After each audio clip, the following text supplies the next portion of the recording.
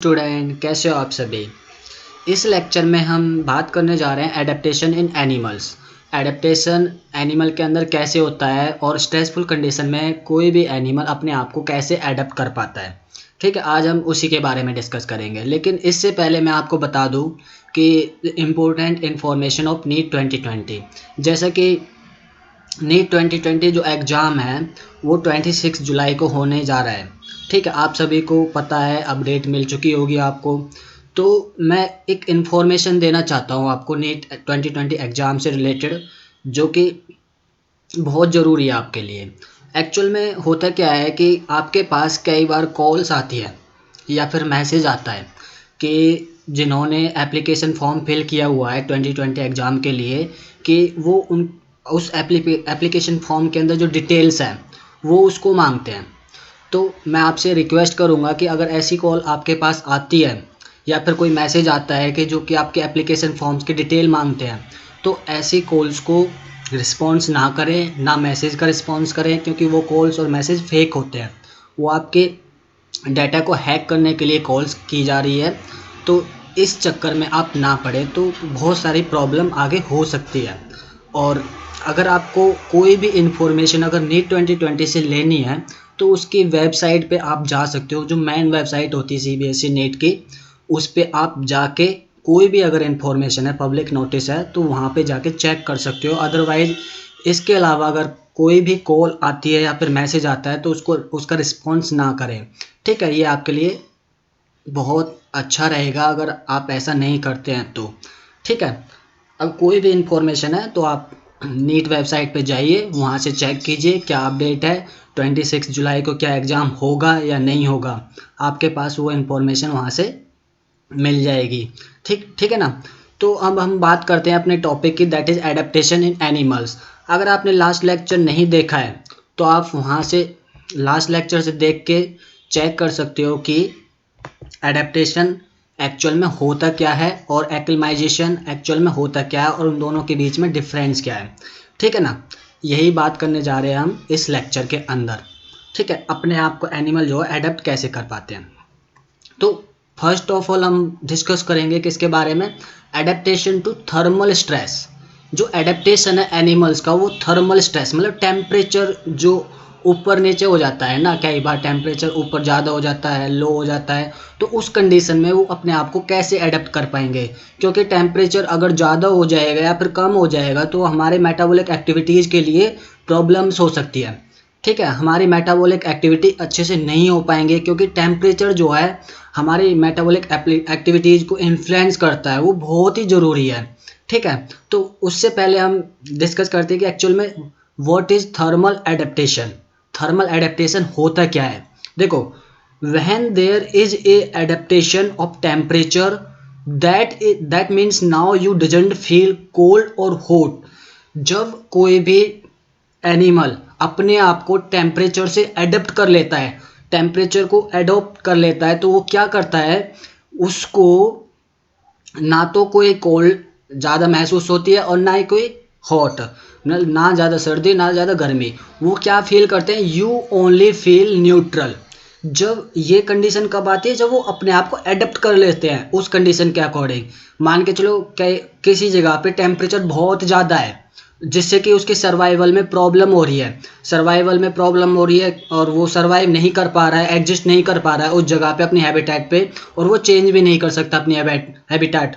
तो उसको क्या करना पड़ेगा, अपने अंदर, अपनी बॉडी के अंदर कुछ चेंजेस करने पड़ेंगे, एडेप्टेशंस करनी पड़ेंगे, जिससे कि वो उस हैबिटेट के अंदर सर्वाइव कर सके और जिससे कि उसके मेटाबॉलिक एक्टिविटीज है वो अच्छे से रेगुलेट हो सके।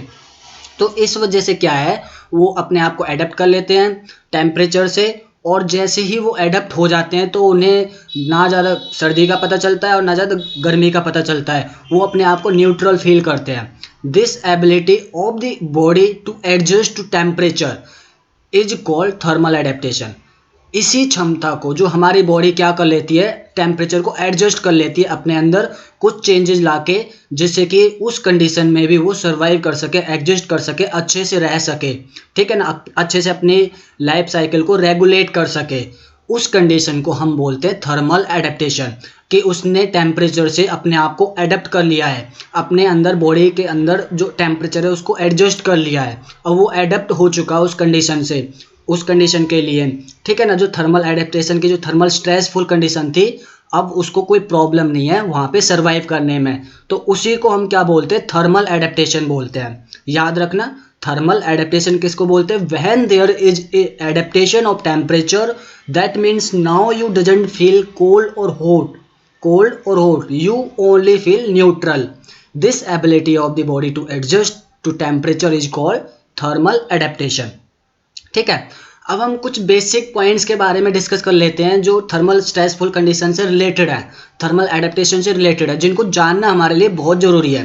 किसी भी टॉपिक को समझने के लिए हमें उसको बेसिक से स्टार्ट करना पड़ता है, उससे रिलेटेड जो टर्म्स होती हैं, बेसिक टर्म्स जो होती हैं, उनको भी हमारे माइंड में फिट करना ज़रूरी है। ठीक है, अगर वो हमें क्लियर नहीं होती हैं बेसिक टर्म्स, तो टॉपिक हमें कुछ फ़ायदा नहीं है समझने के लिए और ना कुछ फ़ायदा नीट एग्जाम देने के लिए। तो ज़रूरी है हमें बेसिक टर्म्स का जानना। तो टेम्परेचर का क्या रोल है यहाँ पे, temperature control metabolic activity, control metabolic process inside an organism. Temperature क्या कंट्रोल कर रहा है, मेटाबॉलिक प्रोसेसेस को कंट्रोल कर रहा है। जैसे कि आप देख सकते हैं, जो ऑर्गेनिज्म, जैसे ह्यूमन का एग्जांपल ले लो, ह्यूमन में क्या है, जैसे कि क्या करते हैं, जो ज़्यादा टेम्परेचर हो जाए या फिर लो टेम्परेचर हो जाए तो क्या प्रॉब्लम हो जाती है, जो हमारी सेल्स जो होती हैं वो अच्छे से रिस्पॉन्स नहीं कर पाती है, जो एंजाइम्स होते हैं उनके अंदर रिएक्शंस नहीं कर पाते, वो एक्टिव नहीं हो पाते हैं और किसी भी रिएक्शन को कैटेलाइज नहीं कर पाते हैं, ठीक है ना। तो इस वजह से टेम्परेचर का बहुत ज़रूरी होता है मेंटेन होना, कांस्टेंट रहना। इसलिए क्या ह्यूमन बीइंग का जो टेम्परेचर है, बॉडी टेम्परेचर, वो कांस्टेंट रहता है, दैट इज़ 37 डिग्री सेल्सियस। तो टेम्परेचर क्या कर रहा है, कंट्रोल कर रहा है मेटाबॉलिक प्रोसेसेस को, क्योंकि जब तक एनिमल अपने बॉडी के टेम्परेचर को मेंटेन नहीं कर पाएगा तो उसके मेटाबॉलिक प्रोसेस जो है अच्छे से रेगुलेट नहीं कर पाएंगे इनसाइड एन ऑर्गेनिज्म, ठीक है। सेकेंड टर्म आती है homeostasis. Homeostasis is the state of steady internal conditions maintain by living beings. Homeostasis actual में क्या होता है, हमारे जो इंटरनल एनवायरनमेंट है बॉडी का, जो अंदर का जो वातावरण है हमारी बॉडी के अंदर का, तो वो क्या है, कांस्टेंट होना चाहिए, वो क्या है, रेगुलेट होना चाहिए। अगर हमारे बॉडी के एनवायरनमेंट में कोई भी उतार चढ़ाव आ रहा है, जैसे टेम्परेचर बढ़ गया है ना, तो प्रॉब्लम हो जाएगी, मेटाबॉलिक प्रोसेस नहीं हो पाएंगे। टेम्परेचर घट गया तो भी मेटाबॉलिक प्रोसेस नहीं हो पाएंगी। पीएच बढ़ गया तो भी मेटाबॉलिक प्रोसेस नहीं हो पाएगी। पीएच घट गया तो भी मेटाबॉलिक प्रोसेस नहीं हो पाएगी। रिएक्शन जो होती हैं, क्योंकि जो हमारी बॉडी के अंदर जो कैटालाइटिक पावर होती है वो इन पॉइंट्स पे, टेम्परेचर, पीएच, इनके ऊपर डिपेंड करता है। और वो एंजाइम्स जो होते हैं वो हर किसी पीएच पे क्या वर्क नहीं कर पाते। जैसे कि बेसिक एंजाइम है कोई, अगर जैसे स्टमक के अंदर एसिडिक कंडीशन होती है तो उस पर वही एंजाइम वर्क कर पाएगा जो एसिडिक, उसका पीएच स्टमक के पीएच से रिलेटेड हो, दैट इज़ 1.5 टू 2.5 जो वो पीएच होता है ना स्टमक का। तो वहाँ पे जो HCl सीक्रेट होता है, उस HCl पे वर्क करने के लिए वहाँ का जो एनवायरनमेंट है एंजाइम्स का, वो एसिडिक होना चाहिए, तभी वो वर्क कर पाएगा। हाई पीएच पे तो नहीं वर्क कर पाएगा, है ना। अगर हाई पीएच होगा किसी एंजाइम का तो वो वहाँ पे रिएक्शन नहीं कर पाएगा। इस वजह से क्या है, पीएच का भी मेंटेन होना जरूरी है, टेम्परेचर का भी मेंटेन होना जरूरी है उन रिएक्शंस को होने के लिए, मेटाबॉलिक प्रोसेसेस को होने के लिए किसी भी लिविंग ऑर्गेनिज्म की बॉडी के अंदर, ठीक है ना। तो इसलिए बोला जाता है होमियोस्टैसिस क्या है, homeostasis is the state of steady internal condition maintain by living beings.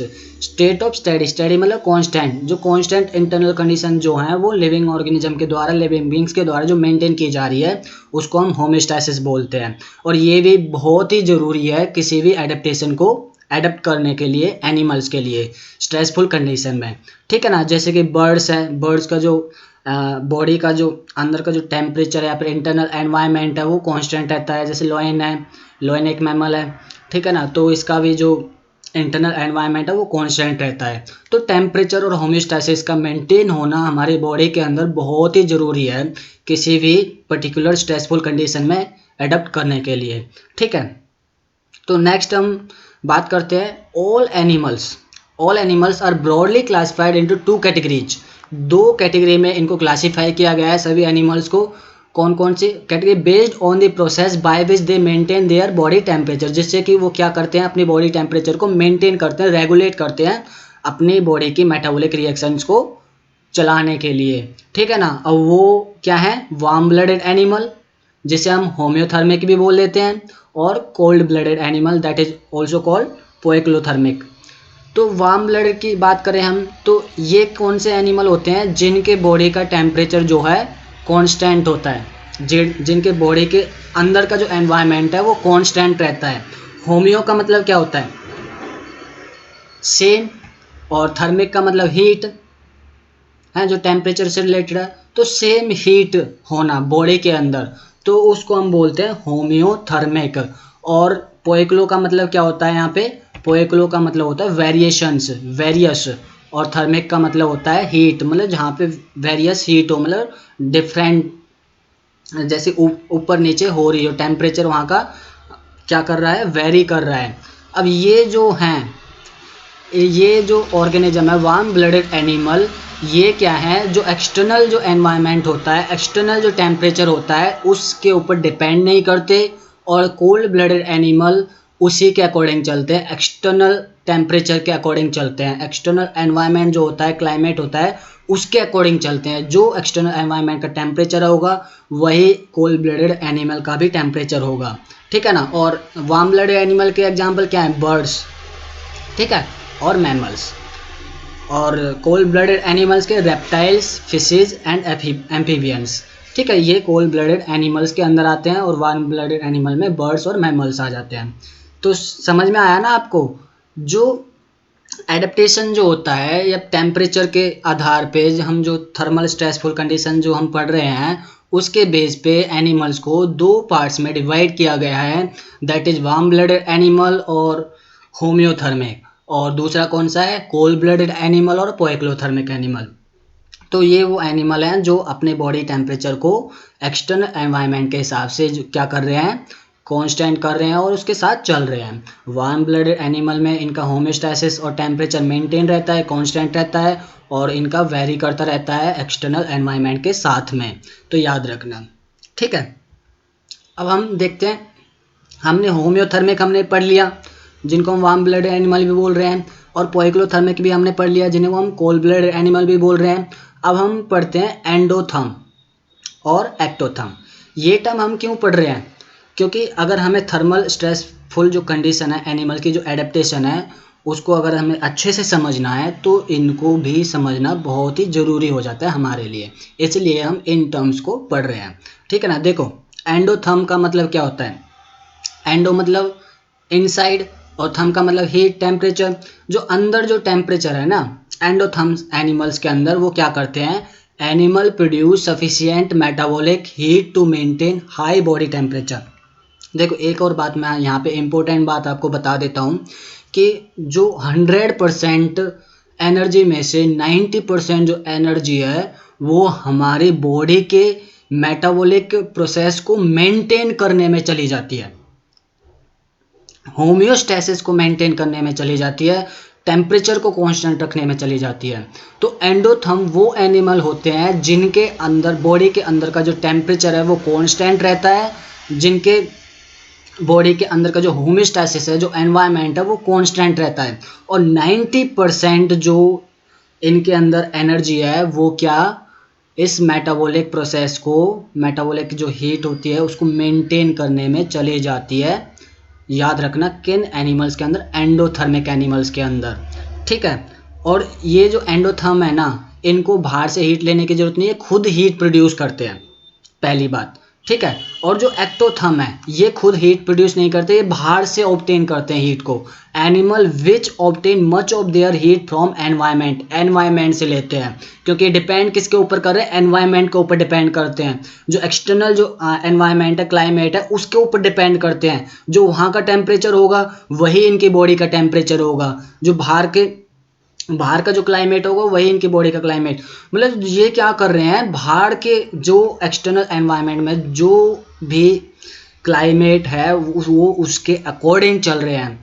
ठीक है, ये खुद से हीट मेंटेन नहीं कर पाते, खुद से अपनी जो एनिमल की जो बॉडी होती है उसको अपने टेम्परेचर को मेंटेन नहीं कर पाते, बाहर एक्सटर्नल एनवायरनमेंट के ऊपर डिपेंड करते हैं ये, ठीक है ना। और जो एंडोथर्म है ये होम्योथर्म के अंदर भी आ जाती है। एंडोथर्म और होम्योथर्म एक ही बात है, एक्टोथर्म और पोइक्लोथर्म एक ही बात है, ये इनके दूसरे नाम है कह सकते हैं हम, ठीक है ना।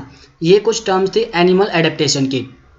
अब हम बात करते हैं, ये जो लाइन है, ये जो स्लाइड है, ये बहुत ही ज़रूरी है आप लोगों के लिए, बहुत बहुत ज़्यादा ज़रूरी है, इसको स्किप ना करें, इस वीडियो को पूरी देखते रहिए, जिससे कि आपको ये थर्मल स्ट्रेस जो है एडेप्टेशन आपको एनिमल के अंदर अच्छे से समझ में आ जाए।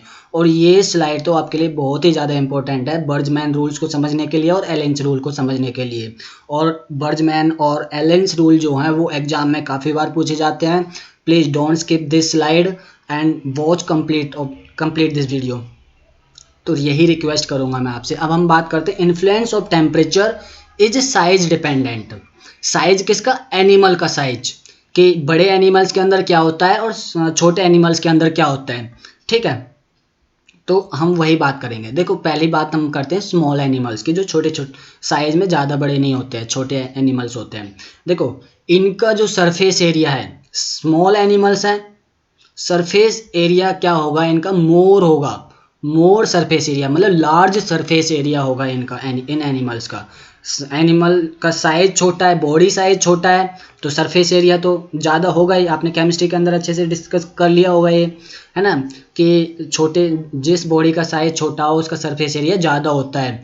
अब इनके बॉडी का साइज छोटा है, सरफेस एरिया ज़्यादा है, तो इनको मेटाबॉलिक एक्टिविटी की ज़्यादा ज़रूरत नहीं पड़ती, लो मेटाबॉलिक एक्टिविटी होगी इनकी हीट जनरेट करने के लिए। तो एक और चीज़, जो सरफेस एरिया होता है वो डायरेक्टली प्रोपोर्शनल होता है किसके? किसके? हीट लॉस के, ठीक है ना, हीट लॉस के डायरेक्टली प्रोपोर्शनल होता है, ये बात आप अच्छे से याद रखना। तो ये क्या है? So small animal in cold, याद रखना कौन से एनिमल की बात कर रहे हैं? जो कोल्ड में रहते हैं, जो ठंडे इलाके में रहते हैं, उन एनिमल्स की बात कर रहे हैं। Small animals in cold loose more rapidly then larger animals. जो हीट है ना, ये हीट की बात हो रही है यहाँ पे, जो हीट है वो लूज मोर rapidly then larger animals. Larger animal होते हैं उनकी तुलना में जो ये हीट लॉस करते हैं वो बहुत ज़्यादा होती है इनकी, जल्दी जल्दी क्या है ये हीट लॉस करते हैं। अब हीट लॉस क्यों करते हैं भाई? जल्दी जल्दी हीट लॉस करते हैं, याद रखना। अब आप देखिए ये हीट लॉस क्यों कर रहे हैं, जबकि ये कोल्ड एरिया में रह रहे हैं। कोल्ड एरिया में तो क्या ठंड बहुत ज़्यादा होती है, और ठंड ज़्यादा होने के कारण क्या है, इनको तो हीट की ज़रूरत पड़ती है, ज़रूरत पड़नी चाहिए। तो क्या है, स्मॉल एनिमल जो हैं चाहे कोल्ड एरिया में हो चाहे वार्मर एरिया में हो, वो क्या है मोर रैपिडली जो हीट जो है वो तेज़ी से जल्दी जल्दी से लूज करेंगे, वो हीट लॉस होगी उनके अंदर बॉडी में। तो इस वजह से कहते हैं जो स्मॉल एनिमल जो होते हैं ना, ध्यान से सुनने की कोशिश करना, जो स्मॉल एनिमल्स होते हैं वो कोल्ड एरिया में ज़्यादा सर्वाइव नहीं कर पाते हैं। अब सर्वाइव इसलिए नहीं कर पाते क्योंकि इनका जो साइज़ है वो छोटा है, बॉडी साइज, सरफेस एरिया ज़्यादा है। सरफेस एरिया ज़्यादा होने की वजह से इनमें हीट जो लॉस है वो बहुत ज़्यादा हो रही है ना। हीट लॉस ज़्यादा होने की वजह से क्या हो रहा है, तो इनको जब हीट ज़्यादा लॉस होगी तो ठंड भी तो ज़्यादा लगेगी, तो ये कोल्ड एरिया में सर्वाइव नहीं कर सकते स्मॉल एनिमल्स, याद रखना। चाहे ये वार्मर एरिया में हो चाहे कोल्डर एरिया में हो, तो ये एनिमल्स क्या है तेज़ी से जो है हीट लूज करते हैं ज़्यादा से ज़्यादा। तो here large surface area to volume ratio than larger animals. इनका जो सरफेस एरिया है, सरफेस एरिया और वॉल्यूम का जो रेशियो होता है ना, अगर हम surface area to volume ratio की बात करें तो वो इनके अंदर ज़्यादा होता है। ये लाइन जो है ना याद रखना, ये एज इट इज़ पूछी जा सकती है नीट एग्ज़ाम के अंदर, ठीक है ना, बहुत ही ज़्यादा इंपॉर्टेंट लाइन है। जो surface area to volume ratio है वो लार्ज होता है स्मॉल एनिमल्स के अंदर than larger animals. Larger animal की तुलना में इनका जो surface area to volume ratio वो बहुत ज़्यादा होता है। अब एक चीज़ पॉइंट यहाँ पे अगर आपने पकड़ा होगा कि ये एनिमल जो कोल्ड के अंदर कोल्ड में भी क्या है, हीट लॉस कर रहे हैं, मोर रैपिडली हीट जो है तेजी से लॉस हो रही है इनके अंदर, तो कि वहाँ पे सर्वाइव नहीं कर पाएंगे, ठीक है ना। तो ये कहाँ पे सर्वाइव कर पाएंगे, आपने सोचा कभी? तो सोच के देखो कहाँ पे सर्वाइव कर पाएंगे, जहाँ पे टेम्परेचर ज़्यादा होगा, वार्म कंडीशन में, वार्म जो क्लाइमेट है, वार्मर क्लाइमेट के अंदर, वहाँ ये सर्वाइव कर पाएंगे। क्योंकि वहाँ क्या होगा, जो इनकी मेटाबॉलिक एक्टिविटी है लो होगी, और लो होने की वजह से इनका सर जो बॉडी स्मॉल साइज होने की वजह से सरफेस एरिया ज़्यादा है, और ज़्यादा होने की वजह हीट जो लूज ज़्यादा हो रही है, और हीट लूज होने की वजह से जो इनकी बॉडी जो है थोड़ी कोल्ड हो पा रही है। मैंने बताया था ना कि जो एनिमल होते हैं वो गर्मियों में जो पसीना छोड़ते हैं तो क्या होता है, जो पसीना छोड़ते हैं तो वो क्या करती है, वो हीट जो है वहाँ से रिलीज होती है। हीट रिलीज होने की वजह से क्या हो जाता है, वेपराइजेशन की फॉर्मेशन होती है, और वेपराइजेशन की वजह से क्या होता है, आ, उनकी बॉडी जो है ठंडी हो जाती है। तो ये वार्मर एरिया वाले ऑर्गेनिज्म के अंदर होता है, ठीक है। तो जहाँ जो ऑर्गेनिज्म वार्मर एरिया में होगा वो कैसा होगा, स्मॉल होगा, जिससे कि वो ज़्यादा से ज़्यादा हीट लॉस करेगा।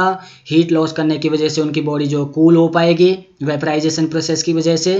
तो ये एनिमल, स्मॉल एनिमल्स कहाँ के लिए बने होते हैं ज़्यादातर, किस एडेप्टेशन को किस क्लाइमेट को अडेप्ट करते हैं, ये जो वार्मर कंडीशंस होती है, याद रखना। अब लार्जर एनिमल जो है ना, जस्ट इनके अपोजिट होते हैं।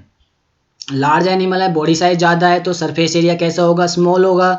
सरफेस एरिया स्मॉल होगा, तो अगर ये एनिमल कहाँ पे चले जाएं, कोल्डर क्लाइमेट में चले जाएं, तो इनकी बॉडी जो है कूल डाउन होती चली जाती है स्लोली। लार्जर एनिमल्स का जो surface area to volume ratio है वो कैसा होता है, लोअर होता है। लार्जर एनिमल्स के अंदर जो surface area to volume ratio है वो लोअर होता है than smaller animals, just opposite है स्मॉल एनिमल्स के, ठीक है। तो अब लार्जर एनिमल जो है कहाँ पे ज़्यादा पाए जाएंगे, कोल्ड क्लाइमेट में।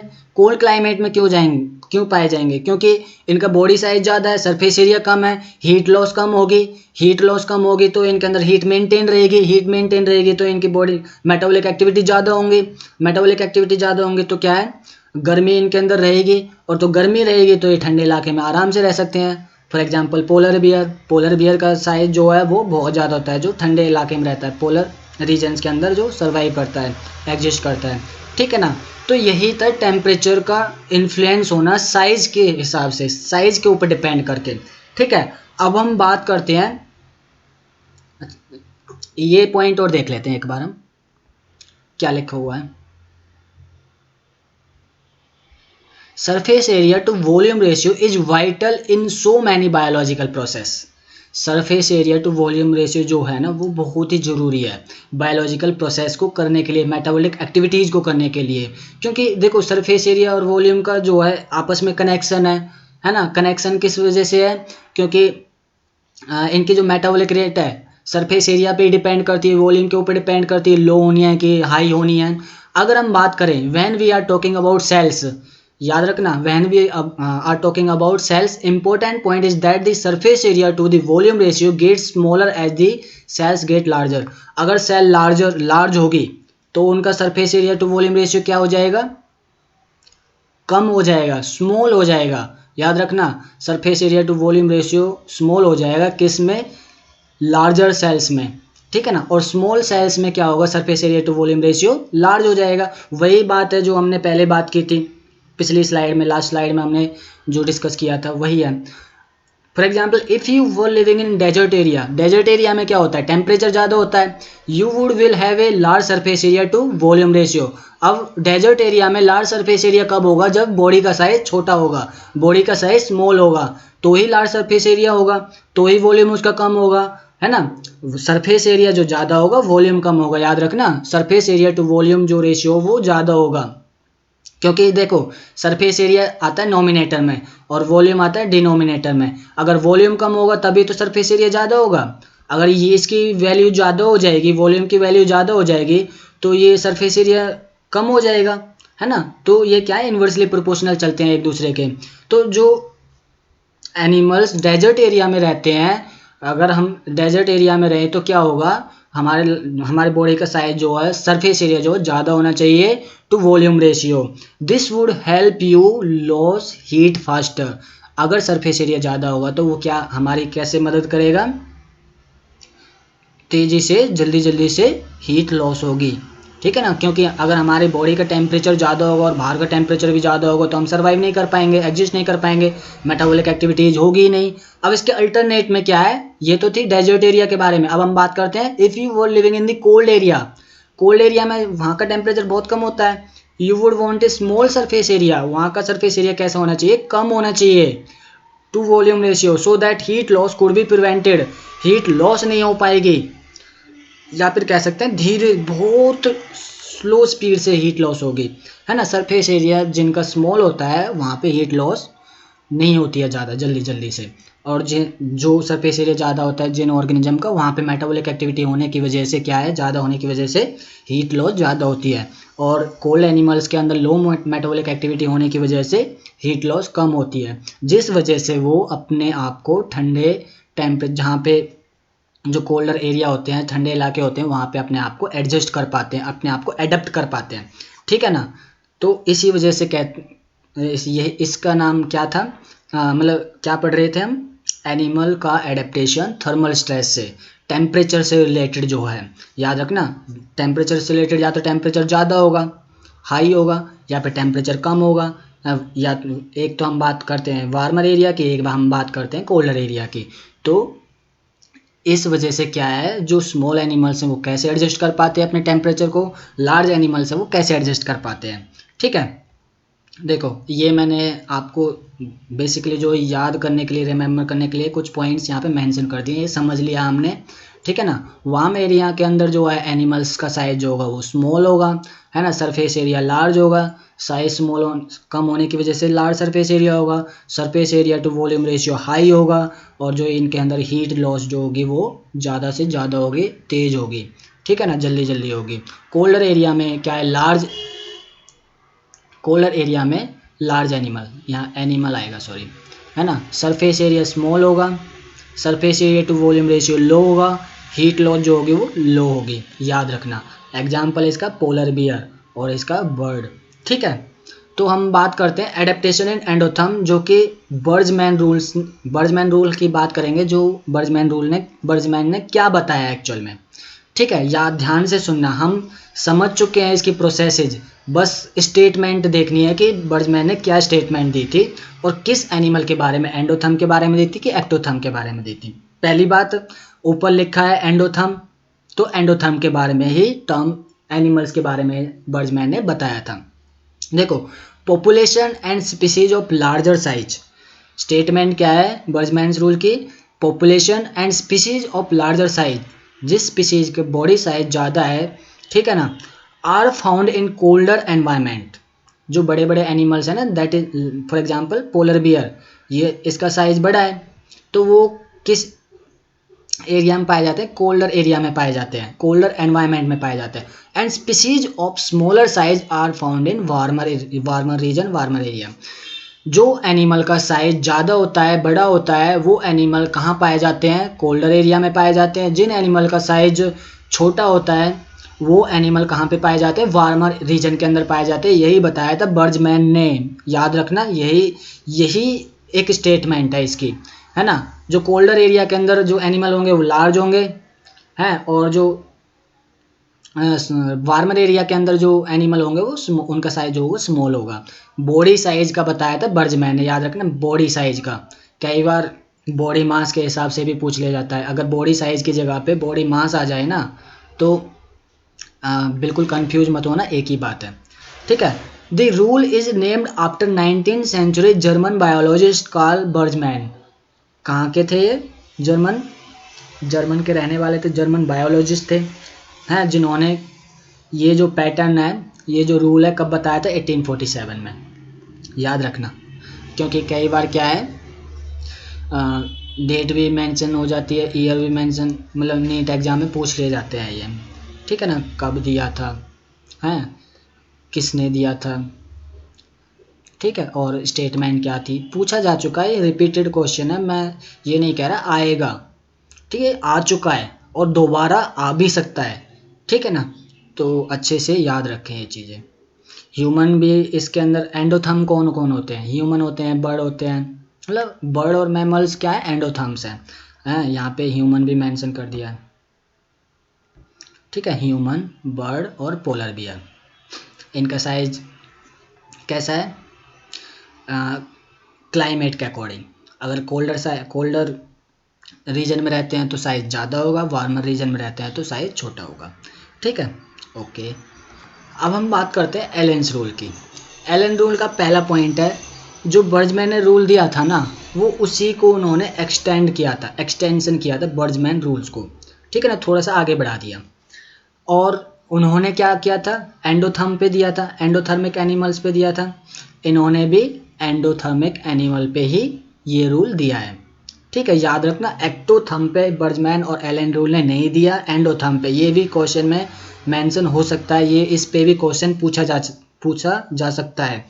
याद रखना, एलन रूल और बर्जमैन रूल जो हैं, उन्होंने सिर्फ और सिर्फ एंडोथर्मिक एनिमल के ऊपर ही जो ये रूल है अप्लाई किए थे, ठीक है।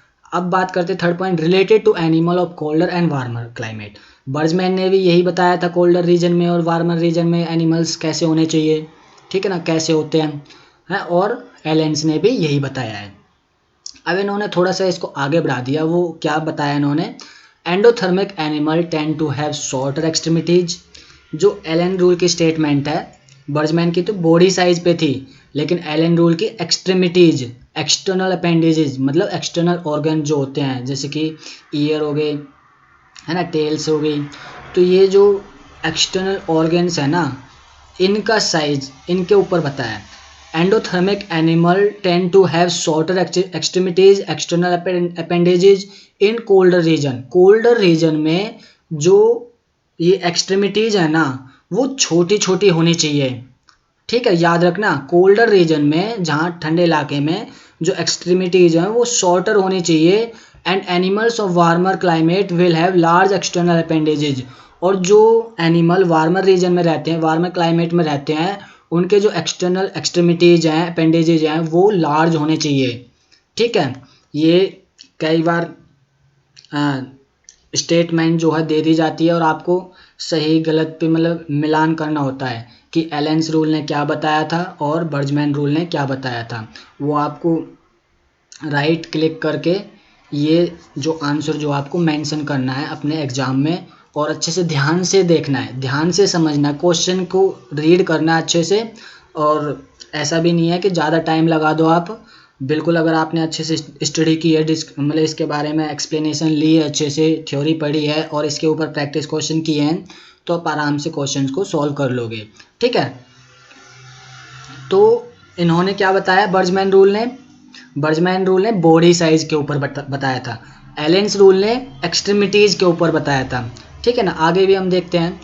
This rule state that in a warm blooded animal species, endothermic animal कौन होते हैं, warm blooded animal, homeothermic animal हमने पहले ही बात कर चुके हैं इसके बारे में। Warm blooded animal species having distinct geographic population, जिनकी अलग अलग जियोग्राफिक पॉपुलेशन है। द लिम्स, याद रखो, limbs, ears, tails and other appendages of the animal living in cold climate. Cold climate में जो एनिमल रहते हैं, उनके लिम्स, ईयर्स, टेल्स और दूसरे अपेंडेजेज जो होते हैं एनिमल्स के, वो क्या होंगे, शॉर्टर होंगे। याद रखना, कोल्ड क्लाइमेट में जो एक्सट्रीमिटीज हैं, अपेंडेजेज हैं, वो शॉर्टर होंगे कोल्ड क्लाइमेट में than in animals of the same species living in warm climate. अगर मान के चलो कोई सेम स्पीसीज है, सेम स्पीसीज होने की वजह से क्या, एक स्पीसीज, उनमें से कोई कई ऑर्गेनिज्म जो है, पॉपुलेशन जो है उस स्पीसीज की, एक तो वार्मर एरिया में रहती है और एक कोल्डर एरिया में रहती है, एक वार्मर एरिया में और एक कोल्डर एरिया में। तो सेम स्पीसीज है, तो ये देखो आप, सेम स्पीसीज है तो उनके जो एक्सट्रीमिटीज अपेंडेजेस सेम होनी चाहिए, बट ऐसा नहीं होता। जो कोल्डर क्लाइमेट में रहेंगे, उनकी जो एक्सट्रीमिटीज होंगी ना, वो स्मॉल होंगी as compare to warmer climate, ठीक है ना। वार्मर क्लाइमेट में जो एक्सट्रीमिटीज हैं वो लार्जर होंगी। देखो ये पोलर बियर का एग्जांपल, कोल्डर रीजन में रहता है, इनकी जो एक्सट्रीमिटीज हैं वो बहुत स्मॉल है, इनकी जो टेल है वो भी बहुत स्मॉल है, ठीक है ना। और देखो इनके ये वार्मर एरिया में है तो इनकी जो एक्सट्रीमिटीज है वो लार्ज है as compare to colder area. तो कोल्ड क्लाइमेट में जो एनिमल रहते हैं उनकी एक्सट्रीमिटीज शॉर्टर होंगी।